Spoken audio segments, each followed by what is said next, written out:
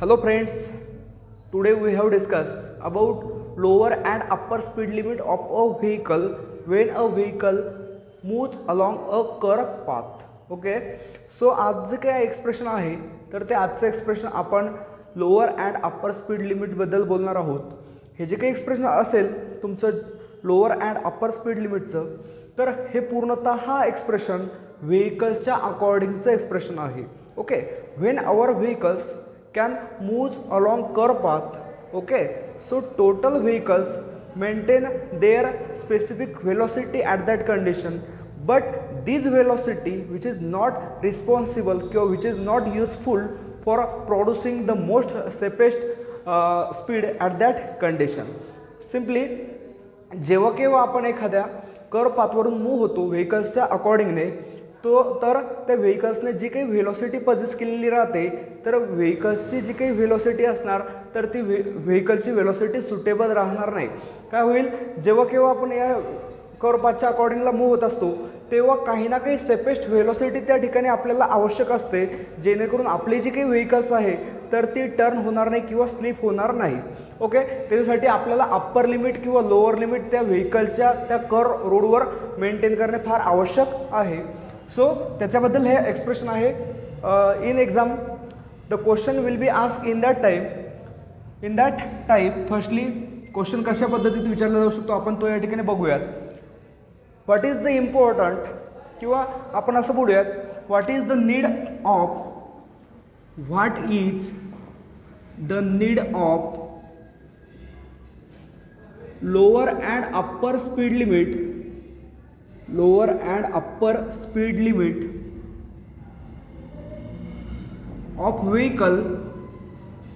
of vehicle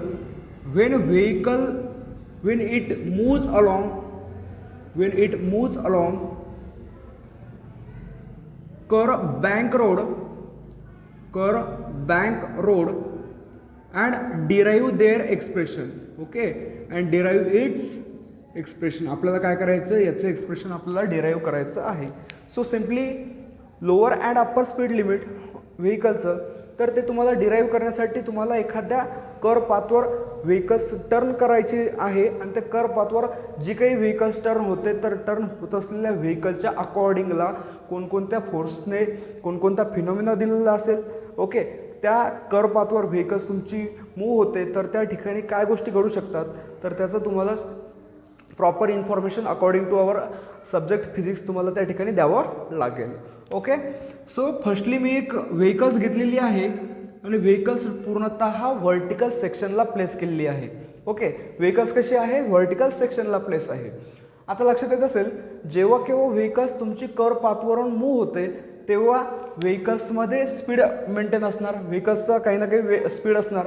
At that condition, vehicles required lower limit or upper limit for their existence. Clear? ही जे काही vehicles आहे या व्हेकल्सने कसल्याही पद्धतीत स्लिपिंग करू नये किंवा टर्न ओव्हर ती होऊ नये त्याच्यासाठी आपल्याला या व्हेकलच्या अकॉर्डिंगला lower limit and upper limit लावणे फार आवश्यक आहे. ओके सो फर्स्टली आपण बघूयात lower speed limit and upper speed limit म्हणजेच काय. The concept lower speed limit and upper speed limit which is totally related about the vehicles when our vehicles moves along curve path. Okay, lower speed limit and upper speed limit these are totally related about vehicles and the speed in the vehicles मधला जो कोणता speed असेल तर त्याच्यावर काय असेल तर according असेल. फर्स्टली आपण बघूयात lower speed limit. Lower means कमीत कमी. ओके बघा whenever we moves along the curve path, okay, at that time we required lower limit as well as upper limit. Okay, so upper limit केव्हा म्हणायचं आणि lower limit केव्हा म्हणायचं कळत आहे. फर्स्टली आहे लोअर लिमिट कुणाची व्हेकलची. मग lower speed limit of a vehicle आपण असं सांगूयात लक्षात घ्या या ठिकाणी आपण लोअर स्पीड लिमिट सांगत असताना आपल्याला याची प्रॉपर थोडीफार डेफिनेशन सांगणे आवश्यक आहे. ओके लोअर स्पीड लिमिट म्हणजेच कमी स्पीड लिमिट. ओके मग आता बघा जर तुम्ही कर्व पाथवर आहात आणि कर्व पाथवरून व्हेकल्स मूव्ह होते तर कर्व पाथने काहीतरी प्रमाणामध्ये अँगल ऑफ बँकिंग क्रिएट केलेला असेल तर त्या ठिकाणी तुमच्या व्हेकल्सला कमीत कमी मर्यादा त्या ठिकाणी लावाव्या लागतील, जेव्हा केव्हा ती व्हेकल्स काय होईल, मूव्ह होईल तेव्हा. ठीक आहे. सो तुमचा जो काही कर्व पाथ आहे त्या कर्व पाथने सम अँगल ऑफ बँकिंग त्या ठिकाणी क्रिएट झालेला असणे आवश्यक आहे. आणि जेव्हा केव्हा त्या कर्व पाथने अँगल ऑफ बँकिंग क्रिएट केलेला असेल तर तेव्हा आपण सांगू शकतो तुम्हाला तुमच्या व्हेकल्सला लोअर लिमिट त्या ठिकाणी मेंटेन करावं लागेल. ठीक आहे. सो लोअर स्पीड लिमिटची डेफिनेशन आपल्याला सांगायची असेल तर आपण असं सांगणार, if a road which is bank about 90 degree angle of banking, okay, which is bank about 90 degree, then it compose the lower speed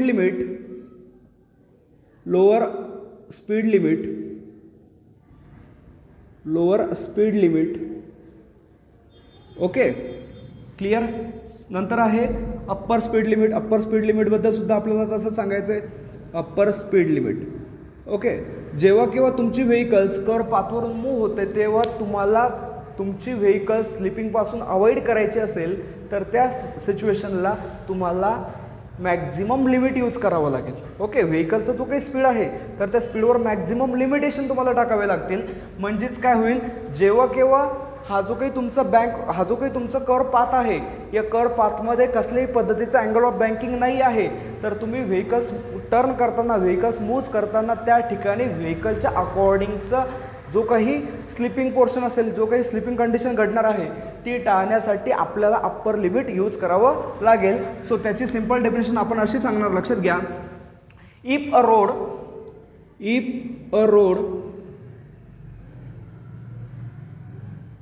which is totally unbanked,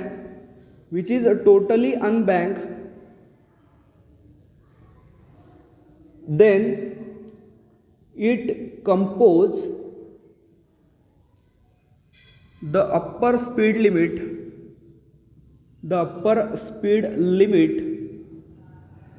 clear. तर तेव्हा काय होईल, जेव्हा तुमचा कर्व पाथमधील जो काही रोड आहे, कर्व पाथ जो काही आहे तर त्या कर्व पाथने कसल्याही पद्धतीचे अँगल ऑफ बँकिंग जर का क्रिएट केलेलं नसेल तर अँगल ऑफ बँकिंग नसेल तर त्या ठिकाणी तुम्हाला मॅक्झिमम लिमिटेशन त्या व्हेकल्सवर क्रिएट करावे लागतील according to our speed. Clear आहे. These are the upper limit and these are the lower limit. Okay. Now we derive the expression about lower speed limit and upper speed limit. Firstly we know that whenever our vehicles moves along turn path, vehicle possess some velocity in it. Okay. Then if our vehicles can move along curve path with their safest speed, that is safest speed किती असणार तुमचा, v to the base cs equal to root rg into tan theta. जर का त्या व्हेकलचा safest speed root rg into tan theta मिळत असेल तर at that condition our vehicles does not required upper speed limit or any lower speed limit.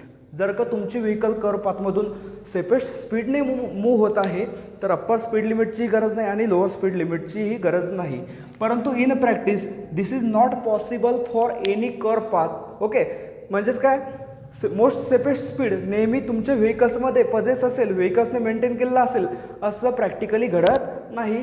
त्यामुळे आपल्याला upper speed limit किंवा लोअर स्पीड लिमिट त्या ठिकाणी मेंटेन करावा लागतो. Okay. Now for gaining the lower speed limit and upper speed limit the factor that is force due to friction which is too much important. बघा, आपल्याला या व्हेकल्समध्ये curve पाथमध्ये अँगल ऑफ बँकिंग किती आहे ह्या गोष्टी आपल्याला माहीत नाही. तर या कर्व पाथमधील आपल्याला तुमची जे काही व्हेकल्सचा जो काही स्पीड आहे तर तो एकतर कमी किंवा एकतर जास्त करण्यासाठी आपल्याला गरज पडते फोर्स ऑफ स्टॅटिक फ्रिक्शनची. There is the presence of force of static friction between surface of tires and surface of road. Okay, this force of static friction which gives a certain value of their limits. म्हणजेच काय, friction आपण break दाबणार म्हणजेच काय, maximum आपल्याला वाटतंय की angle of banking total 0 आहे तर त्या ठिकाणी कर्व पाथून मूव्ह होत असताना आपल्याला मॅक्झिमम फ्रिक्शन घडवावं लागेल. कोणाच्या बिटवीनला, along the surface of road and the surface of tyres. Okay, so first case मी घेतोय. फर्स्ट केस मी या ठिकाणी असं सांगणार, लक्षात घ्या, मला लोअर लिमिटसाठी पहिलं एक्सप्रेशन बघायचं आहे. ओके, मग लोअर लिमिटसाठी लिमिट कसं आहे, व्हेकलचं स्पीडचं लिमिट कसं आहे, कमी आहे. मग व्हेकलच्या स्पीडची लिमिट जर का कमी आहे तर नक्कीच व्हेकलचा स्पीडसुद्धा कसा असेल, कमी असेल. त्यामुळे मी काय करतो, सुरुवातीच्या केसला वेलोसिटीचा जो काही स्पीड आहे, व्हेलॉसिटी जो काही आहे व्हेकलची, तर ती या ठिकाणी लोअर घेतो. ओके, म्हणजेच काय, फर्स्ट आणि V1 याच्यासाठी डिनोट करतो बिकॉज V1 ही जी काही व्हेलॉसिटी आहे तर ही माझी मिनिमम व्हेलॉसिटी मी व्हेलॉसिटीसाठी घेतोय. Okay, V1 be the minimum velocity and V2 be the maximum velocity. Clear? Okay, या ठिकाणी मी क्लिअर करून त्या ठिकाणी तुम्हाला घेतलेलं आहे. ओके, मग ही व्हेलॉसिटी कशी आहे, आपल्याला लोअर स्पीड लिमिटसाठी एक्सप्रेशन फाइंड आउट करायचं आहे. म्हणजेच व्हेकलची जी काही स्पीड असेल तर ती सुरुवातीच्या केसला काय करावं लागेल, कमी घ्यावं लागेल. कुणापेक्षा कमी घ्यावं लागेल, तर मोस्ट ऑफ द सेफेस्ट स्पीडपेक्षा कमी घ्यावं लागेल. So V1 less than √RG into tan theta. Okay, at that condition what will happen. Okay, काय घडेल हो, तर या सिच्युएशनला घडत असताना आपल्याला एक गोष्ट दिसते, डायग्रामच्या अकॉर्डिंगला आपल्याला एक गोष्ट दिसत आहे. Okay, whenever the vehicles can move along their curve path, we seen that there are two type of forces experienced by our vehicles. That is, first नंबरचा फोर्स आहे force due to normal reaction which lies along the plane of a vehicles. व्हेकलच्या प्लेनमधून काय होतो, तो lies होतो. Okay, and this force, that is force due to normal reaction R goes perpendicular to the surface of road. Our another force that is force due to weight mg. These forces acted vertically downward from their position. Okay, clear? या ठिकाणी किती पद्धतीचे force तुम्हाला दिसतात, दोन पद्धतीचे. कोणकोणता, पहिला force due to normal reaction आणि सेकंड कोणता होता, force due to weight mg. Clear आहे?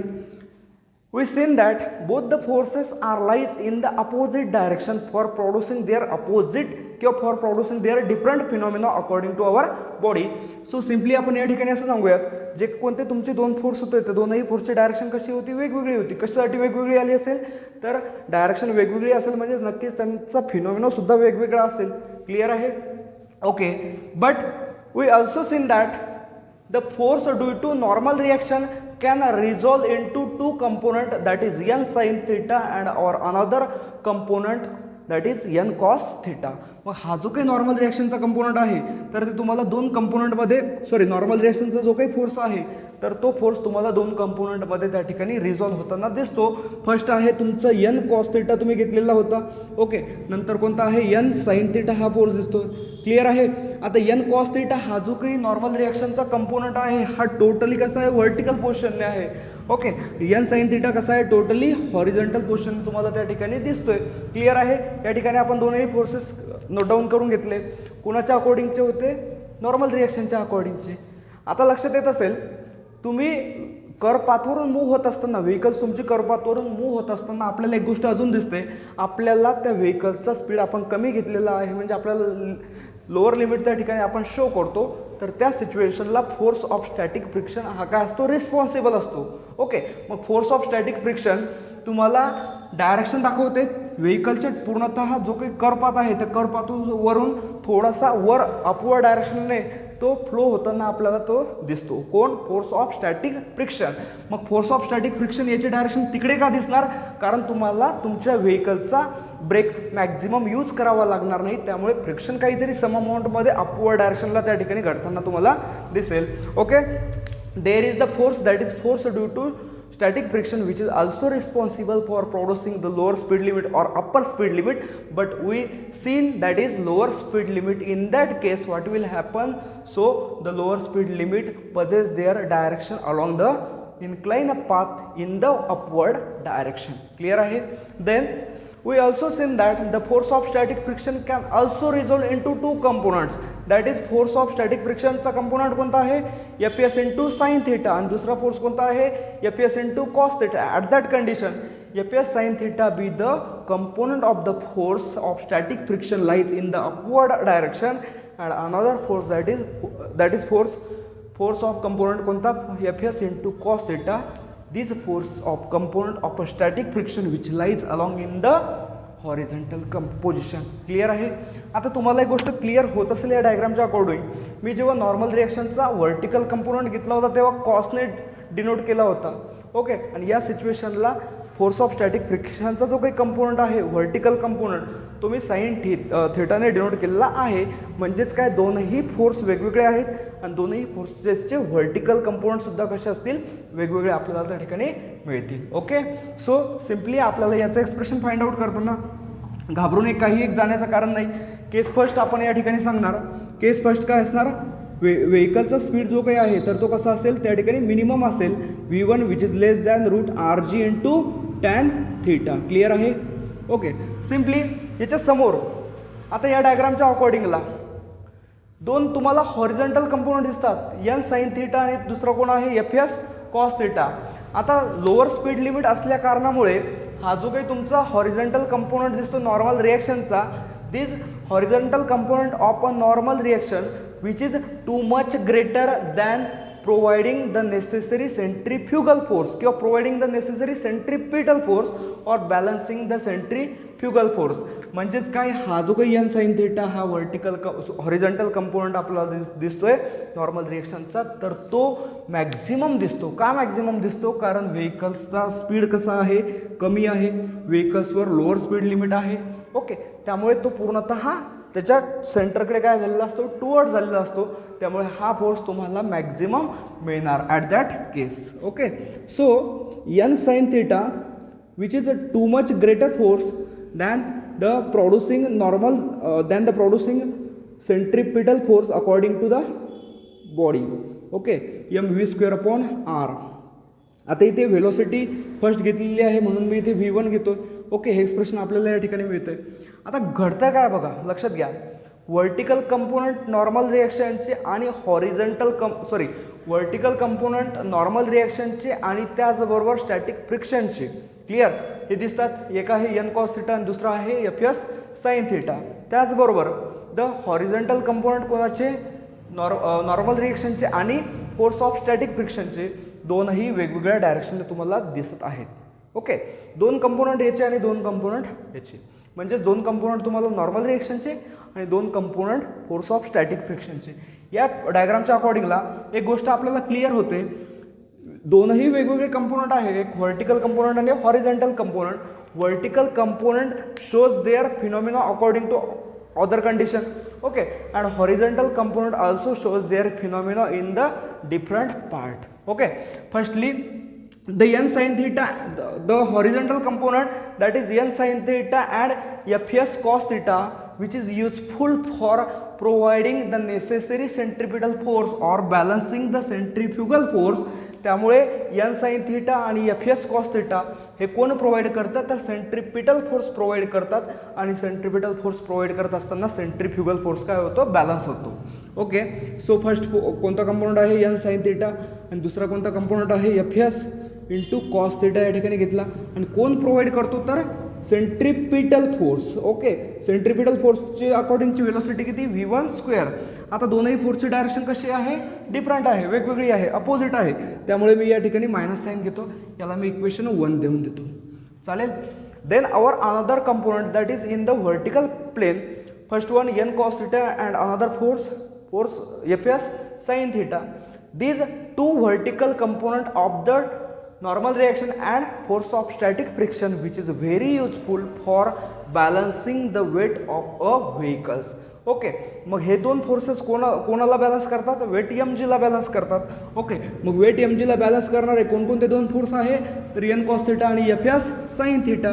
ओके, एन कॉस थिटा आणि सेकंड आहे तुमचा F S sine theta. Clear आहे.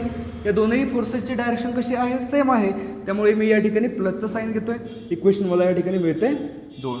आता मला अप्पर लोअर स्पीड लिमिटचं एक्सप्रेशन फाइंड आउट करायचं, म्हणजे V1चं व्हेलोसिटी काढायची. म्हणजे या एक्सप्रेशनच्या अकॉर्डिंगला जर डिवाइड केलं तर नक्कीच व्हेलोसिटी, मिनिमम व्हेलोसिटी त्या व्हेकलची मला त्या ठिकाणी मिळणार.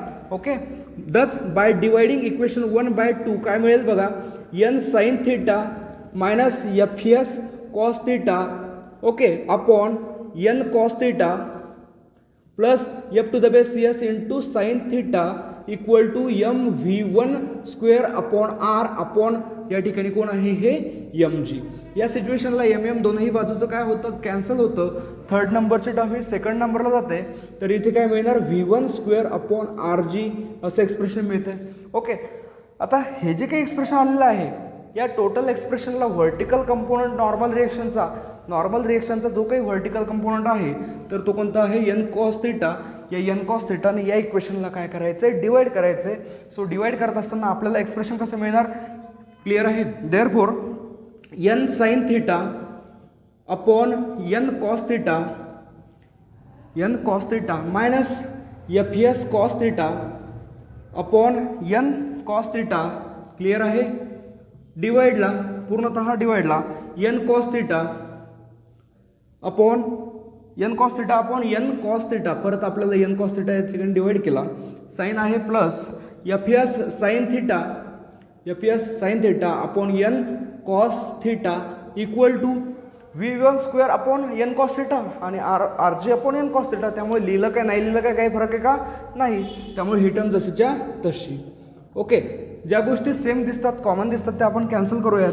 N gets cancel cos theta gets cancel N cos theta gets cancel and at that condition okay simply therefore sine theta upon cos थिटाला आपण टॅन थिटा बोलू शकतो minus F S upon N. आता F to the base S upon N अशी concept आली. Force of static फ्रिक्शन ही जी काही टर्म आहे या फोर्स ऑफ स्टॅटिक फ्रिक्शनला आपण म्यू एस इंटू एन सुद्धा नोट डाऊन करू शकतो लिहू शकतो. आता म्यू एस म्हणजे काय mu S with the component of static friction and N with the normal reaction whenever we take the product between component of static friction and normal reaction we gives force of static friction. तो या एक्सप्रेशनला आपण असं सुद्धा लिहू शकतो mu S equal to हा N काय होईल डिवाइडला जाईल म्हणजे एफ एस अपॉन एनच्या ऐवजी आपण म्यू एस सुद्धा त्या ठिकाणी नोट डाऊन करू शकतो. क्लिअर आहे.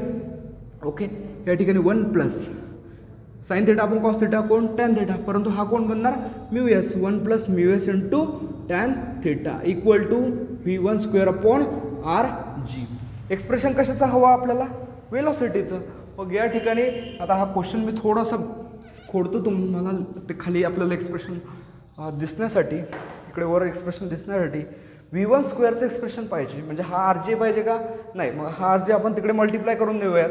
ओके देअरफॉर आर जी ब्रॅकेटमध्ये कोण उरतं तुमचं tan theta minus mu S upon one plus mu S into tan theta.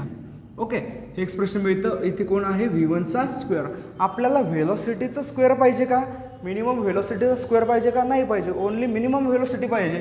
त्यामुळे taking square root on both side तर हे पूर्णतः एक्सप्रेशन कशामध्ये जाईल स्क्वेअर रूटमध्ये जाईल आर जी आणि ब्रॅकेटमध्ये कोण उरणार tan theta minus mu S upon one plus mu S into tan theta असं टोटल एक्सप्रेशन आपल्याला मिळते. इथे व्हेलॉसिटी मिळते v one. These are the expression for minimum velocity of a vehicle okay while vehicles moves along the curve path. Okay आता लक्षात घ्या if हा जो काही तुमचा म्यू एस कन्सेप्ट दिसतोय हा म्यू एस जर का तुमचा मॅक्झिमम असेल या टॅन थिटापेक्षा okay if mu S which is greater than tan theta okay otherwise नंतर व्ही वन मिनिमम जी काही तुमची व्हेलॉसिटी आहे ती जर का पूर्णतः झिरो असेल व्हेलॉसिटी काय झाली पूर्णतः झिरो आणि म्यू एस कंपोनंट कसं झाला टॅन थिटापेक्षा जास्त झाला तर आपल्याला एक गोष्ट लक्षात येते okay though it is true for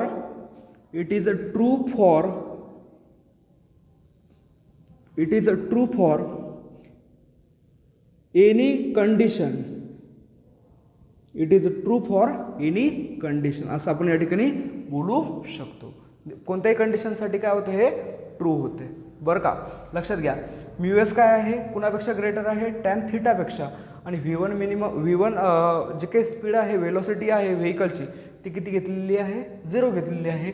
म्हणजेच आपल्याला कोणत्याही कंडिशन म्हणजेच काय जेव्हा केव्हा एखादा रफ रोड असेल मग त्या रफ रोडवर काय होईल ही ही कंडिशन पॉसिबल असेल आणि त्या ठिकाणी व्हेकलचं स्पीड कसं असेल, मिनिमम असेल. मग आपण या ठिकाणी एनी कंडिशनच्या ऐवजी आपण it is true for any rough road किंवा it is true for most rough road rough road while moving along road with smaller bank angle.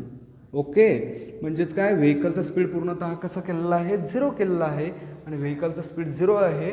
तर स्मॉलर बँक अँगल जरी असेल तरी सुद्धा तुमची व्हेकल्स त्या कर्व पाथून काय होऊ शकते, मूव्ह होऊ शकते. These are the condition at that condition. Okay, लक्षात घ्या, this is the expression for lower speed limit of a vehicle whenever vehicles move along curve path.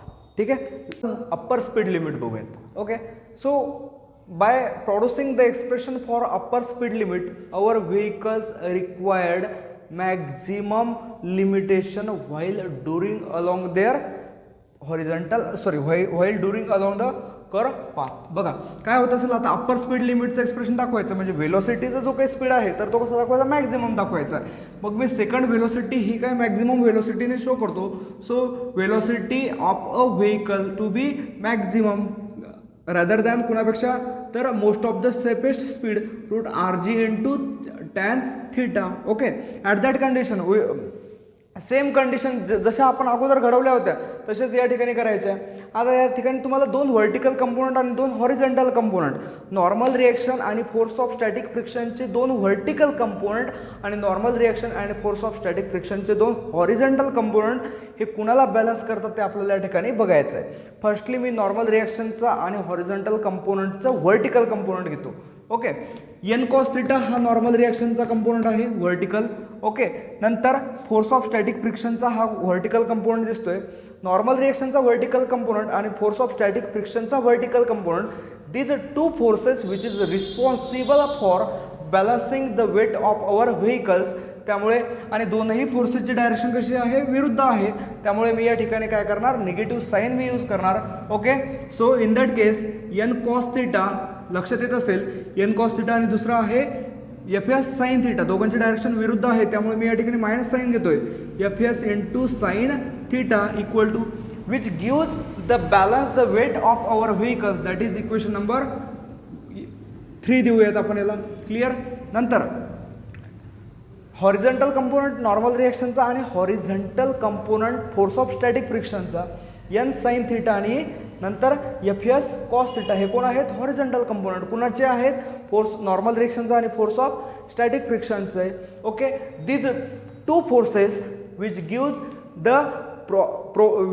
The proper centripetal force or balancing the centrifugal force. Okay, या ठिकाणचं expression कसं तयार होईल, n sine theta दोघांची direction कशी आहे, same आहे. N sine theta plus FS into cos theta which gives centripetal force म्हणजेच कोण, mv² upon r. Okay, but at that condition vehicle possess maximum speed and maximum speed we show that is in the V2 form. Okay, equation number 4. By producing the maximum velocity of a vehicle while moving along a curved path, we divide equation 1 and equation 3 and 4. Okay, so आपल्याला equation 3 आणि 4 divide करायचं आहे. तर कसं expression मिळेल बघा, N cos theta minus FS sine theta. Okay, डिवाइडला कोण, N sine theta plus F to the base S into cos theta equal to mg डिवाइडला mv² अपॉन r. ओके, क्लिअर आहे. तर आता लक्षात घ्या, या ठिकाणी आपण इक्वेशन 3 आणि इक्वेशन 4ला डिवाइड केलं, काही अडचण नाही. MM gets cancel. हा जो काही 3rd नंबरची टर्म आहे ही कुठे जाणार, फर्स्ट नंबरला, म्हणजेच काय मिळणार, RG equal to V2². Clear. आपल्याला V2²चं एक्सप्रेशन काढायचं म्हणजे ही टर्म वर पाहिजे आणि ही टर्म खाली पाहिजे. तर आपण याला थोडं therefore n sine theta plus FS cos theta upon N cos theta minus FS into sine theta. Okay, फक्त खालची टर्म आपण वर लिहिली आणि वरची टर्म खाली लिहित आहोत, कारण आपल्याला या व्हेलॉसिटीचं एक्सप्रेशन फाइंड आउट करायचं आहे. मॅक्झिमम व्हेलॉसिटी या ठिकाणी फाइंड आउट करायची आहे. Okay, v2 upon R g. Clear आहे. हा आर जीचं काही काम आहे का इथे? नाही. मग आपण इकडे पाठवलं तर तो काय होईल? मल्टिप्लाय होईल n sine theta plus F S cos theta upon n cos theta minus F to the base S into sine theta. Okay, या एक्सप्रेशनला कोण मल्टिप्लाय झालं? आर जी मल्टिप्लाय झाला. मग आपण इथे लिहून घेऊयात इक्वल टू v2 क्लिअर आहे. आपल्याला v2 नको, आपल्याला काय पाहिजे? मॅक्झिमम स्पीड कोणाचा पाहिजे? व्हेकल्सचा. ओके, त्या व्हेकलच्या व्हेकलचा मॅक्झिमम स्पीडचा स्क्वेअर नको आपल्याला. So taking square root on both side, ही टोटल टर्म काय होईल? स्क्वेअर रूटमध्ये जाईल. तर एक्सप्रेशन काय मिळतं? आर जी आणि ब्रॅकेटमध्ये n sine theta plus F to the base S into cos theta upon n cos theta minus F to the base S into sine theta. Clear आहे. Equal to v to the base S. Okay, then therefore हे कोणाचं expression मिळालं? व्हेलॉसिटीचं root R जी.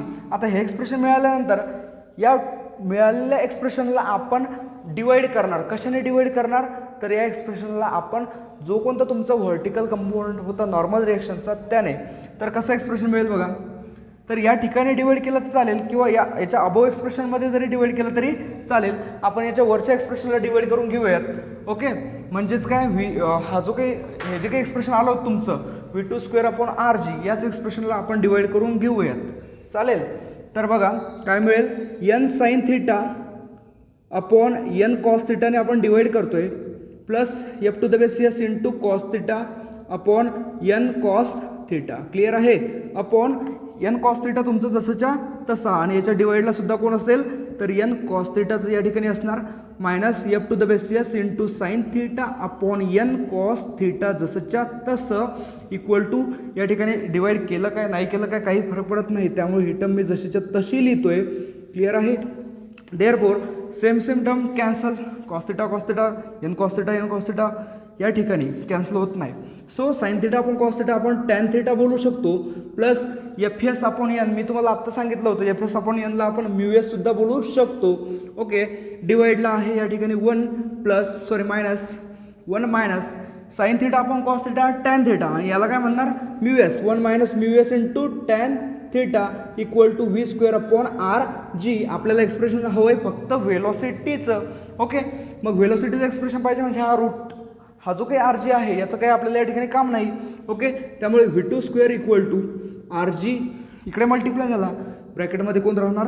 Tan theta plus mu S upon 1 minus mu S into tan theta. Okay, व्हेलॉसिटीचा square नको आपल्याला, केवळ velocity पाहिजे.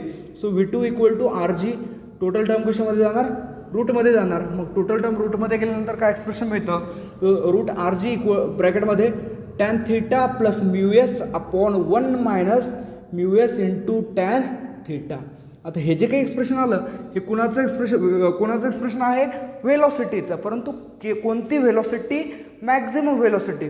दिस is the expression for velocity of a vehicle, but this velocity is maximum while moving along the curved path. This velocity required maximum limitation while moving along the curved path. Okay, in this case जर या ठिकाणी आपल्याला हा जो काही तुम्ही mu s घेतला होता, ओके, म्यू एस हा कॉट थिटा जर का होत असेल, म्यू एस कोण आहे? Cot theta. त्यानंतर v2 जी काही तुम्ही मॅक्झिमम व्हेलॉसिटी घेतलेली आहे, मॅक्झिमम व्हेलॉसिटी इन्फिनिटी असेल, कळतंय? तर त्या ठिकाणी म्यू एस जो काही आहे तर तो आपल्याला 1 असतो आणि म्यू एस काय मिळाला? कोएफिशियंट ऑफ स्टॅटिक फ्रिक्शन 1 मिळाला. तर अँगल नक्कीच मॅक्झिमम असेल. तर लक्षात घ्या या ठिकाणी अँगल ऑफ बँकिंग जर का 45 जर का असेल तर एक गोष्ट लक्षात येते, अँगल ऑफ बँकिंग 45 असू द्या तरीसुद्धा आपल्याला जो कोणता तुमचा कर्व पाथ आहे तर त्या ठिकाणी अँगल ऑफ बँकिंग कशी आहे? मॅक्झिमम आहे. मग angle of banking maximum create होते. तर एक गोष्ट लक्षात येत असेल, व्हेकलचं स्पीड मॅक्झिमम असेल तरीसुद्धा अडचण नाही. मग मॅक्झिमम अँगल ऑफ बँकिंगवर आपल्याला व्हेकलचं स्पीड कसं मिळणार? मॅक्झिमम मिळणार. At that condition, okay, for heavily weight vehicles also moves along the curved path. Clear? Okay. At that condition नेहमी लक्षात ठेवा, एवढ्या कंडिशन आपल्याला माहीत असणे आवश्यक आहे. म्हणजेच काय, या एक्सप्रेशनमध्ये जेव्हा म्यूएस कॉट थिटा बनणार, ओके, त्यानंतर व्हेकल्सची जी काही मॅक्झिमम स्पीड आहे ती इन्फिनिटी असू द्या, ओके, आणि कोइफिशियंट ऑफ स्टॅटिक फ्रिक्शन तो तुम्हाला जर का 1 मिळत असेल तर नक्कीच समजून जायचं अँगल ऑफ बँकिंग किती आहे, 45 डिग्री आहे. आणि अँगल ऑफ बँकिंग जर का 45 डिग्री बनत असेल तर नक्कीच it is very easily for heavy weight vehicles while moving along the curve path. Okay. मग हेवीली रोड जो काही तुम्हाला दिसतोय किंवा हेवीली व्हेकल्स ज्या काही आहेत तर त्यांना आपल्याला लोअर स्पीड लिमिट त्या ठिकाणी असणे आवश्यक आहे. Okay. This is the expression about upper speed limit and lower speed limit of a vehicle whenever it is moves along curved path. This is the total expression we learn about in the total simple form. Okay. तर या ठिकाणी तुम्हाला जर का video आवडला असेल तर like, share आणि सबस्क्राईब नक्की करा.